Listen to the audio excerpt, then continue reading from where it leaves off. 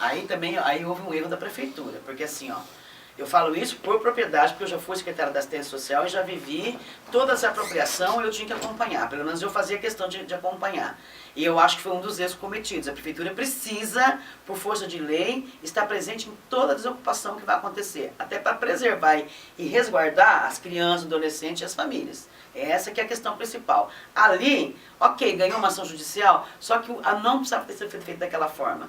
A prefeitura tinha que ter vindo antes, feito o cadastro daquelas famílias, orientado no dia que ocorreu a desapropriação, visto quem tinha para onde ir, quem não tinha para onde ir. Nada disso foi feito? Nada disso foi feito. O que eu questiono foi o método, a falta de apoio. Eu não estou questionando a legalidade, da legalidade da desapropriação. Ninguém está ali porque quer. Né? O proprietário também briga, também foi intransigente, não quis abrir uma negociação. A prefeitura podia ter evitado? Podia. Como? Através de uma DUP. O prefeito, só ele tem o poder de baixar chamado decreto de utilidade pública. Ele poderia declarar aquela área de utilidade pública. Uma vez que você solta o decreto de utilidade pública, a área fica congelada por 2 anos. Não pode haver nenhuma desapropriação por 2 anos, até que ocorra a negociação da compra da área entre a prefeitura e o proprietário. Ela poderia ter suspendido. E caso não ocorra isso, vereador, essa compra, que é o procedimento? Não, ela pode desistir no final. Ela pode congelar a área. Mas sem nenhum prejuízo para a municipalidade? Nenhum prejuízo. Ela pode baixar um decreto, fazer levantamento de preço, fazer abertura de negociação, verificar a capacidade da prefeitura pagar e depois ela decidir se ela decretar de utilidade pública. Não quer dizer que ela se tornou dona.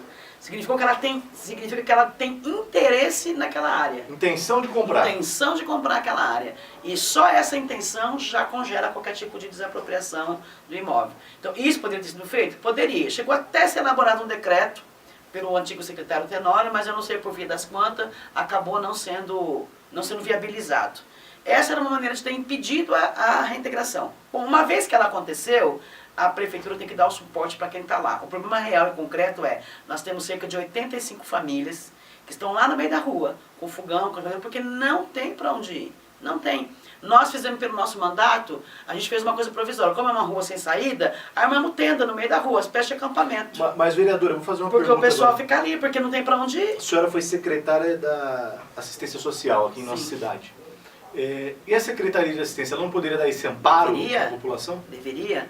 É o que eu falei, o Alex esteve lá, o secretário, aliás, ele foi muito prestativo, esteve lá numa reunião com a gente, e a partir da hora que a gente fez a reunião, ele tomou providências. O problema é que levou 3 dias para tomar providência, né? Então, assim, a gente, quando estava na assistência social, o que a gente fazia?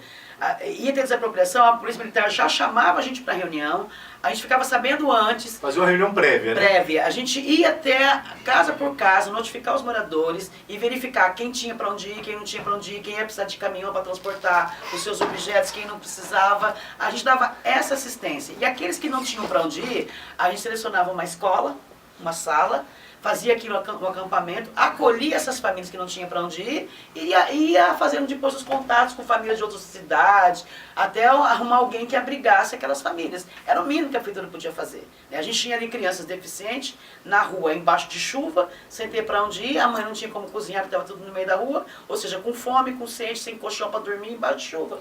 Isso é uma desumanidade. O ser humano ele tem que estar na frente dessas questões, né, vereador? Independente. A gente lida com vidas, né?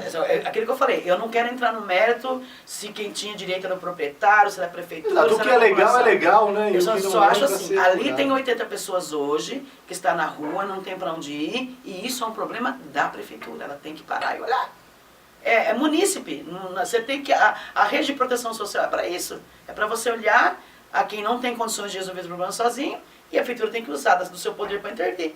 Não tem outro jeito. E o caso do Cambará, é a mesma situação, ou muda em algum aspecto? Então, quando a área é pública, muda, né? É que assim, Guarulhos, a gente precisa entender a forma de apropriação da cidade. As pessoas também, se você for olhar, Marcelo, for levar à risca, toda a cidade de Guarulhos, são poucas as pessoas que são dono da terra de verdade, né? Que foi lá e comprou pela terra. Tem muito problema de documentação, né? Muita grilagem, houve muita grilagem. Gente que tinha dinheiro, não tô falando de pobre que ocupando terra não, tô falando de gente que tinha dinheiro e que fez grilagem e ficou dono e proprietário de grandes terras sem ter colocado um tostão fora do bolso.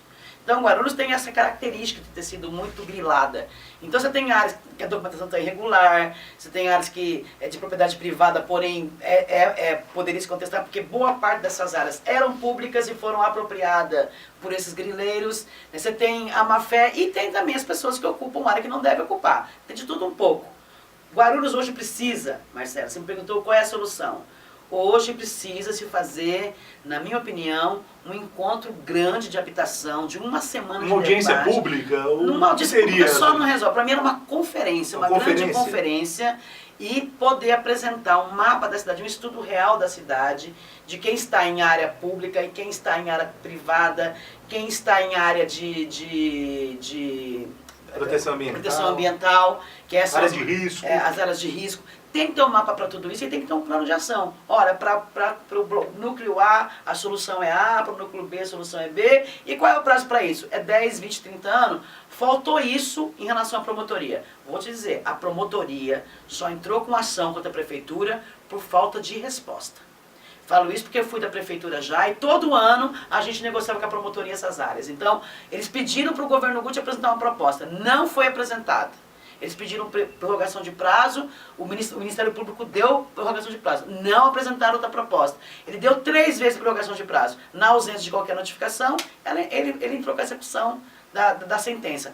O promotor público está aberto à negociação. A prefeitura agora está se movimentando, está dando a resposta que poderia ter dado antes e está tentando impedir agora a desapropriação. E nós estamos junto com os movimentos, fortalecendo eles, para que eles tenham força para lutar pelo que é seu de direito. Então fica aí a sugestão, né, prefeito Guti, nessa conferência, enfim, para que possa ser discutido esses temas e avançar rumo a uma solução para esse grande problema. Os movimentos, nós temos em Guarulhos muito movimento de moradia. É verdade. Chama esses movimentos, sabe, mapeia essa cidade. Tem Paulo Canarinho, MBL, Movimento Livre, tem MTST, nós temos uma porção de movimentos. Chama esses movimentos e discute os problemas de cada... Eles, mais do que ninguém, têm um raio-x exato dessa cidade, qual é o problema de moradia dessa cidade. Agora, a proposta de solução depois vai caber a prefeitura apresentar.